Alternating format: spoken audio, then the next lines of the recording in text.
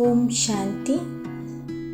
Doctor Damini sister அவர்கள் நம்மீது நாமே அன்பு செய்வதற்கான 5 எளிய வழிகளை கூறுகின்றார். ஏனென்றால் எல்லாவற்றிற்கும் ஒரு விதிமுறை வேண்டுமல்லவா? இப்போது நாம் எப்படி நம்மீது அன்பு காட்டுவது என்பதனை பார்க்கலாம்.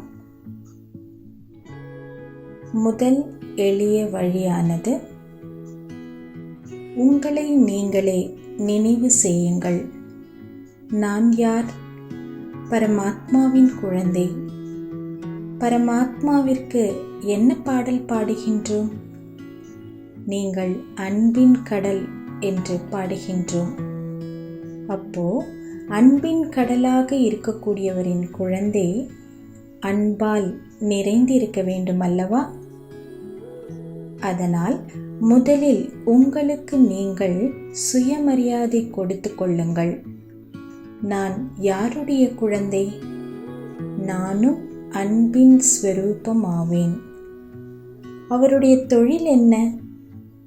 இறைவனின் தொழில் என்ன? எல்லோருக்கும் நன்மை செய்வது, எல்லோருக்கும் அன்பை பகிர்ந்து அளிப்பது, எல்லோருக்கும் சுகம் கொடுப்பது. அதனால் என்னுடைய வேலையும் அதுவே ஆகும். தந்தையின் வேலையே குழந்தையின் வேலையாகும். அப்போ உங்களுக்கு நீங்களே நினைவுபடுத்திக் கொள்ளுங்கள். பொதுவாக மக்கள் தங்களை புத்துணர்வுடன் வைத்துக்கொள்ள மலை பிரதேசம் செல்கிறார்கள். அப்போ நம்முடைய நிரந்தர முகவரி எது? பரந்தாமம் அல்லது சாந்தி தாமம். சிலர் நிர்வான் தாமம் அல்லது அல்லாவின் வீடு என்றும் சொல்கிறார்கள்.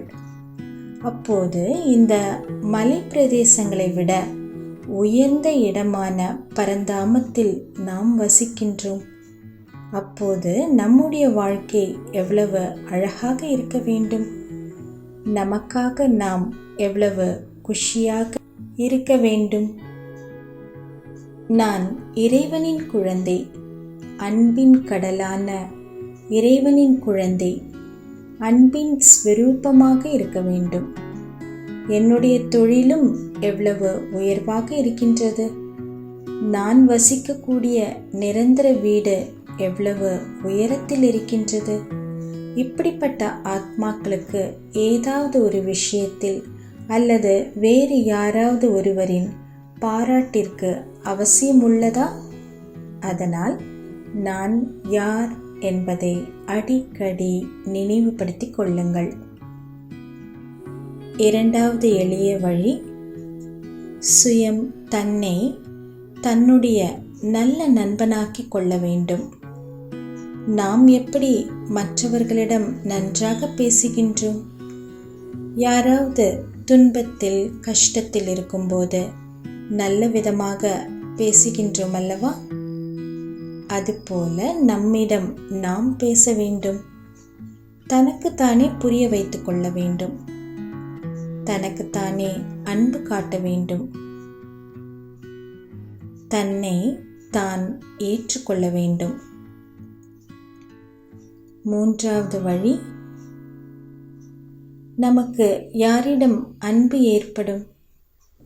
யார் தூய்மையாக இருக்கின்றார்களோ, யார் உண்மையான உள்ளத்தோடு இருக்கின்றார்களோ, உண்மை மற்றும் தூய்மை யாரின் குணமாக இருக்கின்றதோ அவர்களிடம்தான் நமக்கு அன்பு ஏற்படும். அவர்களைத்தான் மிகவும் பிடிக்கும். அப்போ நம்மையே நாம் அன்பு செய்ய வேண்டும் என்ற விஷயத்திற்கு வரும்போது நம்முடைய மனதின் அழுக்குகளை சுத்தம் செய்ய வேண்டும். நம்முடைய சங்கல்பங்களை சரிபார்க்க வேண்டும். நான் என்னை பற்றியோ பிறரை பற்றியோ தவறான விஷயங்களை யோசிக்கவில்லையே என்று தன்னைத்தான் சரிபார்க்க வேண்டும். தவறான விஷயங்கள் சரியில்லைதானே? ஏனென்றால் அவை அசுத்த எண்ணங்கள் அல்லவா? அது மனதின் அசுத்தம். நமக்குள் இப்படி அழுக்குகள் இருக்கும்போது நம்மை நாம் அன்பு செய்ய முடியாது. நாம் நம்முடைய அழுக்குகளை தினமும் சுத்தம் செய்ய வேண்டும். எப்படி நாம் வீட்டை தினமும் சுத்தம் செய்கின்றோம் அல்லவா? அதுபோல தன்னைத்தான் சோதிக்க வேண்டும். எங்கேயாவது மனதின் ஒரு மூலையில் பிறரை பற்றிய அழுக்கான எண்ணங்கள் அல்லது தனக்கான தாழ்வான எண்ணங்கள் வருகின்றதா என்று பார்க்கவும். வந்தால் உடனே அதை வெளியேற்றி விடுங்கள். அழுக்கை சுத்தம் செய்து விடுங்கள். மனதின் சுத்தம் எப்படி இருக்குமோ அதை பொறுத்தே தன் மீது தனக்கு அன்பு ஏற்படும். அது மட்டுமல்ல, உங்களின் உயர்வான குணங்கள் மற்றவர்களையும் கவர்ந்து இழுக்கும். அவர்களும் உங்களை விரும்புவார்கள். 4வது வழி, எப்பொழுதாவது ஏதாவது மனதில் தவிர்க்க முடியாத எண்ணங்கள் வந்தால் உடனே அந்த எண்ணத்தை அப்படியே நிறுத்தி சோதிக்க வேண்டும் மற்றும் அதை மாற்ற வேண்டும் மற்றும் சொல்ல வேண்டும். இதுபோல, அதாவது இது உண்மை அல்ல, இதுவும் கடந்துவிட்டது. இன்று நான் என்ன செய்ய வேண்டும்?